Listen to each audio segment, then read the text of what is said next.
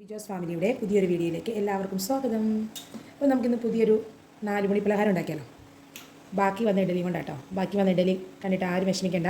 ബാക്കി വന്ന ഇഡലി പിന്നെ കഴിക്കാനും എല്ലാവർക്കും കുറച്ച് മടി തോന്നും അല്ലേ. രാവിലെ ആവും എല്ലാവരും കഴിച്ചിട്ട് പിന്നെ വീണ്ടും വൈകിട്ട് കഴിക്കാൻ ഒരു സുഖം കാണത്തില്ല. എനിക്കൊന്നും അങ്ങനെ കഴിക്കാൻ ഇഷ്ടമില്ല കേട്ടോ. അപ്പോൾ നമുക്ക് 6 ഇഡലി മിച്ചം വന്നിട്ടുണ്ട്. അതുകൊണ്ടൊരു ചില്ലി ഇഡലി ഉണ്ടാക്കാം കേട്ടോ. പിള്ളേരൊക്കെ സ്കൂൾ വിട്ട് വന്ന് വിശന്ന് വരുന്നതല്ലേ, അവർക്ക് ഇങ്ങനെ എന്തെങ്കിലും ഉണ്ടാക്കി ഇഡലി തന്നെ കൊടുത്ത് രാവിലെ കഴിച്ചുകൊണ്ട് വൈകുന്നേരം കഴിക്കാൻ ഒരു ബുദ്ധിമുട്ട് കാണും. അപ്പോൾ നമുക്ക് ഇഡലിയുടെ വേറൊരു ഐറ്റം ഉണ്ടാക്കി കൊടുത്താൽ അവർ നല്ല ഇഷ്ടത്തോടു കൂടി കഴിച്ചോളും. അപ്പോൾ നമുക്ക് എങ്ങനെ ഉണ്ടാക്കുന്നതെന്ന് നോക്കിയാലോ. അത് നമുക്ക് ഈ ഇഡലി ഞാൻ ഫ്രിഡ്ജിൽ കുറച്ച് നേരം തണുക്കാൻ വെച്ചിരുന്നു കേട്ടോ. രാവിലെ ഉണ്ടാക്കിയതിന് ശേഷം തണുക്കാൻ കുറച്ച് വെച്ചിരുന്നേ. ചെറിയ പീസായിട്ട് അരിഞ്ഞെടുക്കാം കേട്ടോ.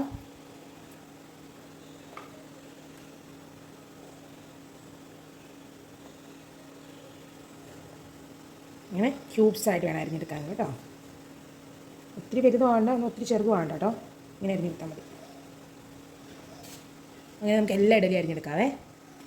നിങ്ങളുടെ അവിടെ ഇന്ന് മഴയാണോ? ഇവിടെ രാവിലെ മുതൽ മഴയാണ്, വെയിലൊന്നുമില്ല. ഒരു മൂടിക്കെട്ടിയ ക്ലൈമറ്റായിരുന്നു കേട്ടോ ഇന്ന്. അതുകൊണ്ട് പുറത്തേക്ക് ഇറങ്ങാനൊന്നും ഒരു സുഖമില്ലാത്തൊരു ക്ലൈമറ്റായിരുന്നു. രാവിലെ സ്കൂളിൽ പോയപ്പോൾ കുഴപ്പമില്ല. സ്കൂളിൽ നിന്ന് വന്നപ്പോൾ തൊട്ട് നല്ല മഴയായിരുന്നു. സ്കൂളിൽ പോകുന്ന വഴിക്ക് മഴ തുടങ്ങി, തിരിച്ചു വന്നപ്പോഴത്തേക്ക് നല്ല മഴയായി മാറി. അതിന്ന് ഫുള്ളായിട്ടൊരു മഴയുള്ളൊരു ദിവസം. ഇപ്പോൾ മഴ പെയ്യുന്നില്ല കേട്ടോ, മൂടിക്കിടക്കുക, വെയിലൊന്നുമില്ല, മൂടിക്കിടക്കുന്ന ക്ലൈമറ്റ്.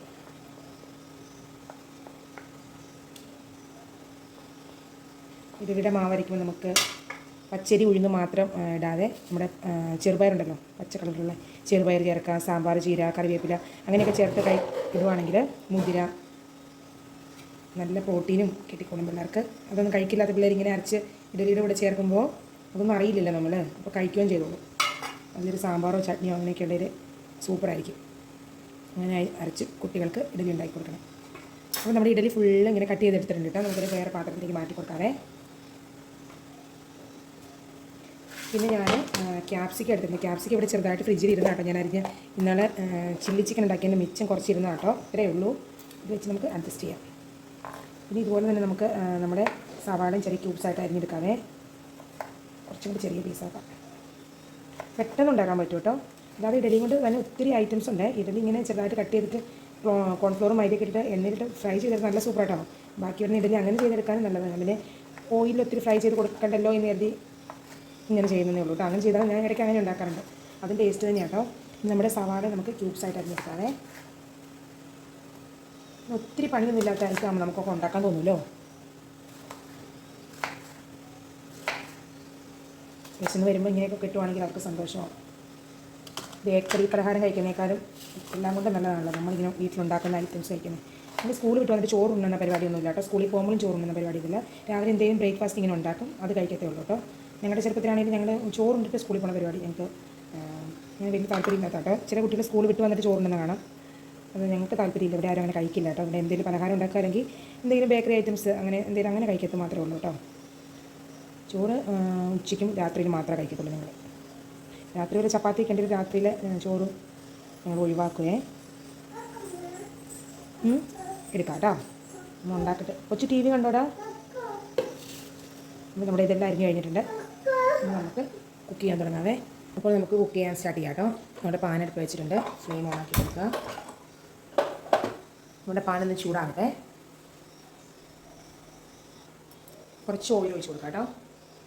ഏത് ഓയിൽ വേണമെങ്കിലും ഒഴിച്ച് കൊടുക്കാം കേട്ടോ. ഒലിവ് ഓയിൽ ഉണ്ടെങ്കിൽ അതാണ് നല്ലത്. ഞാൻ എൻ്റെ ഒലിവ് ഓയിൽ ഇല്ല, അതുകൊണ്ട് ഞാൻ അത് ഒഴിച്ച് കൊടുക്കുന്നില്ല. സാധാരണ കോക്കനട്ട് ഓയിലായിട്ട് ഒഴിച്ച് കൊടുക്കും. ക്യാപ്സിക്കം സവാള ക്യൂബ്സായിട്ട് അരിഞ്ഞത് ഇട്ട് കൊടുക്കാം. ഒത്തിരി വഴറ്റി എടുക്കണ്ട, ജസ്റ്റ് ഒന്ന് വാടി കിട്ടിയാൽ മതിയേ. ഹൈ ഫ്ലെയിമിൽ തന്നെ ഇരുന്നോട്ടെ. ഫ്ലെയിം കുറച്ചിക്കേണ്ട കാര്യമില്ല കേട്ടോ.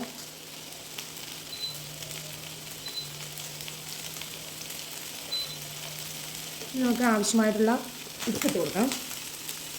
ഓൾറെഡി നമ്മൾ ഇഡലിയിൽ ഉപ്പുണ്ടല്ലോ, അപ്പം നോക്കിയിട്ട് വേണം ഇട്ട് കൊടുക്കാൻ കേട്ടോ.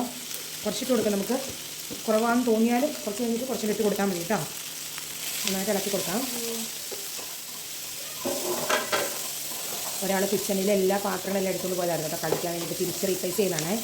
അമ്മയുടെ പാത്രം എന്ന് പറഞ്ഞുകൊണ്ട് തന്നെ കാണുന്നത്. അത് നമ്മൾ നന്നായിട്ട് ഇങ്ങനെ ഇളക്കി കൊടുക്കാണ്ടിരിക്കുക കേട്ടോ. നമ്മുടെ സവാള ഏകദേശം ഒന്ന് വാടിയിട്ടുണ്ട് കേട്ടോ. ഇനി നമുക്ക് കുറച്ച് കാശ്മീരി ചില്ലി ഇട്ട് കൊടുക്കാം, ഒരു കളറിന് വേണ്ടിയിട്ട്.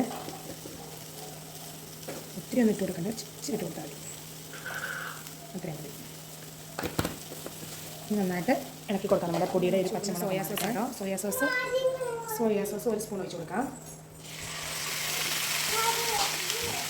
ഇനി ഞാൻ ഒഴിച്ച് കൊടുക്കുന്നത് ചില്ലി സോസാണ്. സ്പൂൺ മാറ്റിയിട്ട് അടയ്ക്കും. ചില്ലി സോസ് ഏകദേശം ഒരു 2 സ്പൂൺ ഒഴിച്ച് കൊടുക്കാം കേട്ടോ. ഇനി നമുക്ക് ഒഴിച്ച് കൊടുക്കാനുള്ളത് നമ്മുടെ ടൊമാറ്റോ സോസ് ആട്ടോ. ടൊമാറ്റോ സോസിന് ഒഴിച്ച് കൊടുത്തിട്ട് അതൊരു 4 സ്പൂണോളം ഒഴിച്ച് കൊടുക്കാം കേട്ടോ.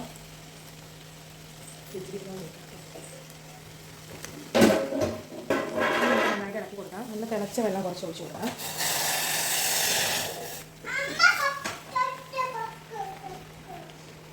നന്നായി ഇളക്കിയിട്ട് നമ്മുടെ ഇഡലിയും കൂടി ഇട്ട് കൊടുക്കാം കേട്ടോ.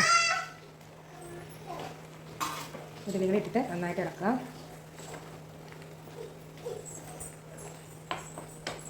നമ്മുടെ ചായയുടെ കൂടെ എനിക്ക് ഡിന്നറായിട്ടും ബ്രേക്ക്ഫാസ്റ്റായിട്ടൊക്കെ കഴിക്കാൻ പറ്റിയൊരു ഐറ്റം ആട്ടോ ഇത്. നല്ല ടേസ്റ്റ് ഉണ്ട്. എല്ലാവരും ഇങ്ങനെ ട്രൈ ചെയ്യുക. വീഡിയോ ഇഷ്ടപ്പെടുവാണെങ്കിൽ ഷെയർ ചെയ്യാനും ലൈക്ക് ചെയ്യാനും കമൻറ്റ് ഇടാനൊന്നും മറക്കരുത് കേട്ടോ. ഇങ്ങനെ ഉണ്ടാക്കി നോക്കിയിട്ട് ഫീഡ്ബാക്ക് അറിയിക്കാനും മറക്കരുത് കേട്ടോ. വെള്ളം നമുക്ക് ഈ ഒത്തിരി ഡ്രൈ ആണെങ്കിൽ അങ്ങനെ എടുക്കാം. അല്ലെങ്കിൽ ഇത്രയും മതിയെങ്കിൽ ജസ്റ്റ് ഒന്ന് അടച്ച് വെച്ചിട്ട് ജസ്റ്റ് ഒന്ന് 1 മിനിറ്റ് കുക്ക് ചെയ്തെടുക്കാം കേട്ടോ. അപ്പോൾ ഇഡലിയിലേക്ക് എല്ലാ മസാലകളെല്ലാം പിടിക്കും. 2 മിനിറ്റ് അങ്ങനെ ഇരിക്കട്ടെ.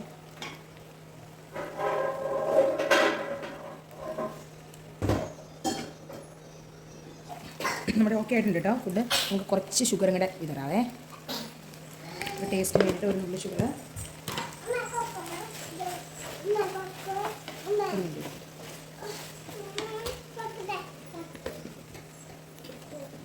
നമുക്ക് അവസാനമായിട്ട് നമ്മുടെ മല്ലിയിലയും കൂടെ വിതറാം.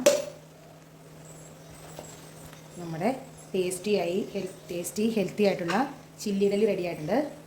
അപ്പോൾ ഇത്രയേ ഉള്ളൂ ഇന്നത്തെ വീഡിയോ. വീഡിയോ ഇഷ്ടപ്പെട്ടാൽ ഷെയർ ചെയ്യാനൊന്നും മറക്കരുത് കേട്ടോ. വേറെ വീഡിയോ ആയിട്ട് വീണ്ടും കാണാം. അതുവരെ ബൈ.